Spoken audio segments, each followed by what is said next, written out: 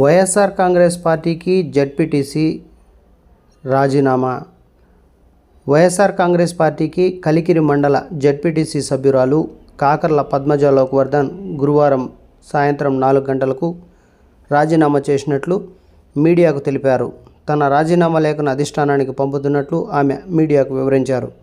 తన వ్యక్తిగత కారణాల వల్ల వైఎస్ఆర్ కాంగ్రెస్ పార్టీకి మరియు పార్టీ సభ్యత్వానికి రాజీనామా చేస్తున్నానని ఆమె ఈ సందర్భంగా తెలియజేశారు. ఇదిలా ఉండగా అన్నమయ్య జిల్లాలో మొట్టమొదటిగా కలికిరి మండల జడ్పీటీసీ సభ్యురాలు వైఎస్ఆర్సీపీ పార్టీకి మరియు పార్టీ సభ్యత్వానికి రాజీనామా చేయడం గమనార్హం.